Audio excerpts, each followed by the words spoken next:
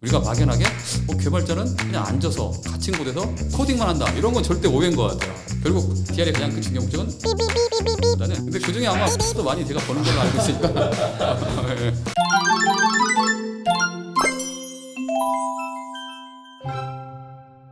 이번 팟캐스트 진행을 맡은 SOSC 4기 송혜현입니다. 오늘 게스트로는 삼성전자에 현재 재직하고 계신 스미스님을 모셔봤습니다. 안녕하세요. 네, 안녕하세요. 실례가 안 된다면 자기소개 한 번만 부탁드리겠습니다. 네, 안녕하세요. 저는 삼성전자에서 개발자 협력이라든지 개발문화 개선 업무를 담당하고 있는 송명석이라고 합니다. 지금 삼성에서는 수평 조직과 그다음 평등한 문화를 위해서 본인의 닉네임을 바탕으로 이름을 부르고 있어서 저는 스미스로 부르고 있습니다. 저랑 같은 송씨신데 혹시 스미스라는 이름을 가진 이유가 있을까요? 제가 사실은 많지는 않지만 외국인들과 또는 협력할 기회가 많이 좀 있었는데요. 그분들에게 제 소개를 하다 보니까 명석송이라는 이름이 굉장히 어려운 거예요. 그래서 송명석을 줄여서 스미스를 하면 굉장히 쉽게 불리기 때문에 그래서 제가 그 이후로 스미스라는 이름으로 불리게 되었습니다. 아, 약간 이름과 연관지어서 네, 맞습니다. 그럼 실례가 안 된다면 혹시 지금 하고 계신 일을 소개해 주실 수 있을까요?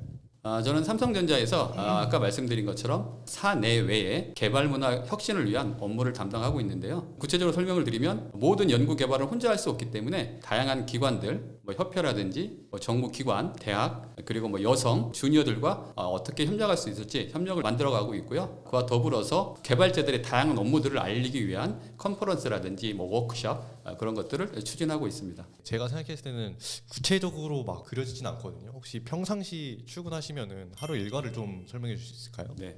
저도 사실 직장인이기 때문에 일어나면 무조건 메일을 먼저 확인을 합니다.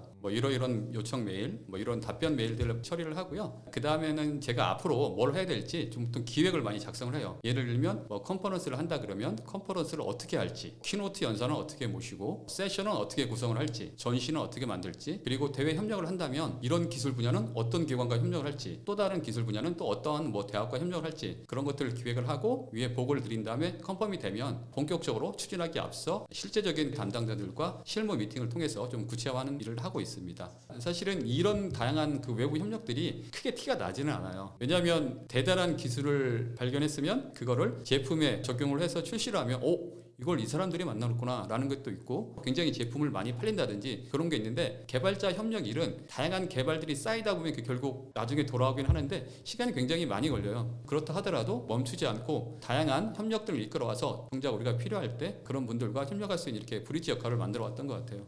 되게 다양한 일들을 되게 준비를 하시고 기획을 하시는 일을 맡고 계시군요.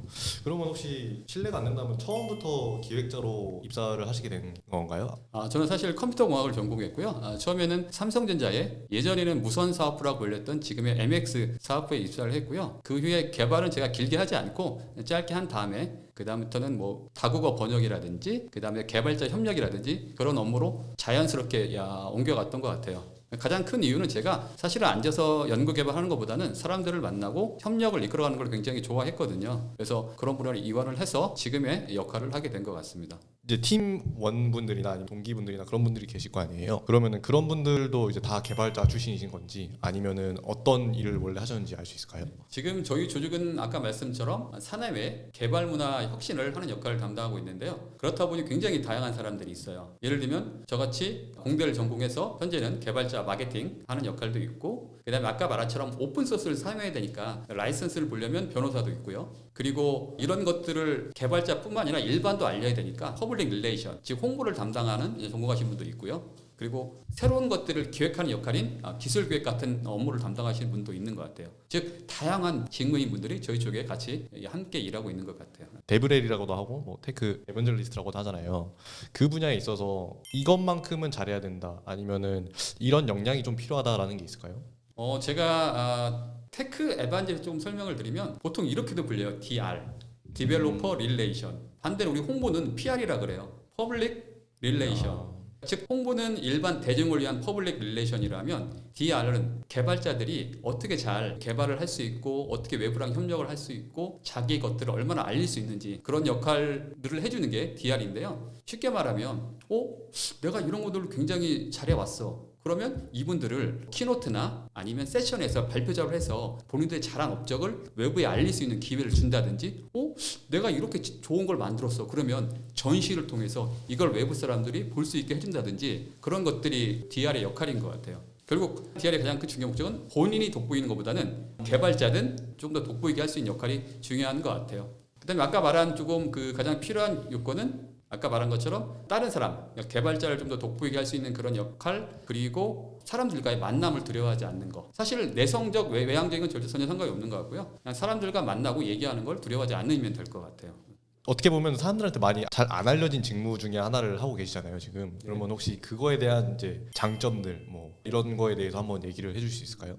제가 지금 이 직무를 하면서 좋은 것들은, 저는 다른 무엇보다도 다양한 사람들을 만나면 굉장히 그 사람을 제가 얘기를 듣고 하면서 도움도 많이 받고 에너지를 받는 경우도 굉장히 많은 것 같아요. 저는 그게 가장 큰 장점이라고 생각합니다. 그러면 어떻게 보면 반대로 장점이자 단점이 될 수도 있겠네요. 사람을 만나는 일이라는 게 어떻게 보면은 뭐 스트레스를 받을 수도 있고 나랑 맞지 않는 사람을 만날 수도 있으니까 그게 하나의 또 단점이 될 수도 있나요? 네.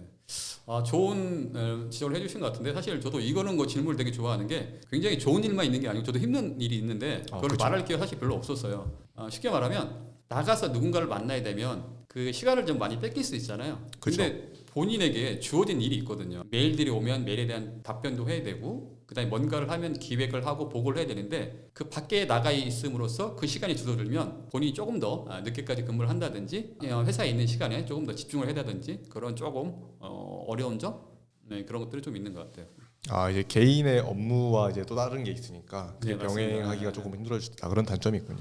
어떻게 보면은 개발자라는 이미지가 약간 흔히 말하는 이제 공대 뭐 너드남 약간 이런 이미지가 있잖아요. 그거에 대해서 이제 소통을 하시면서 좀 재미있는 에피소드 이런 게 있으신가요? 아니면 일화라든지? 사실 저희가 막연하게 개발을 굉장히 잘하시는 분들은 사실 개발만 관심이 있고 그냥 어디 가서 말하는 걸 싫다고 생각할 수가 있는데, 정작 만나보면 개발자분들도 자기 한 것들을 외부에 적극적으로 많이 알리고 싶어 하시더라고요. 그래서 의외로 이렇게 영상 제작 기회를 준다든지, 발표 기회를 준다든지, 전시 기회를 주면 굉장히 좋아하는 것 같아요. 우리가 막연하게 개발자는 그냥 앉아서 갇힌 곳에서 코딩만 한다, 이런 건 절대 오해인 것 같아요. 적극적으로 나가서 본인 것들을 알리고 싶어 하더라고요. 그러면은 그 삼성 관련해서 뉴스룸이라는 공식 유튜브도 있고, 아니면은 이제 가끔 진짜 현업에 계신 분들이 나와서 이제 인터뷰를 하거나 소개를 하는데, 그런 분들은 어떻게 나오게 된 건지, 아니면 선정이 되신 건지 그런 과정을 알 수 있을까요? 네. 삼성은 한 1, 2년, 2, 3년 전부터 사내 아나운서를 뽑았어요. 일단 본인 소개하는 영상을 한 60초 정도 촬영해서 보내면 그 중에 선발해서 약간의 뭐 사내 행사들에 그분들에게 그런 아나운서를 맡기기도 했고요. 그뿐만 아니라 본인이 적극적인 의지가 있으면, 예를 들면 이런 컨퍼런스를 한다, 또는 이런 언팩을 한다, 그럼 내가 거기 담당자한테 저 이거 한번 해보고 싶습니다라고 하면 담당자가 보고 판단해서 기회를 줄 수 있을 것 같아요.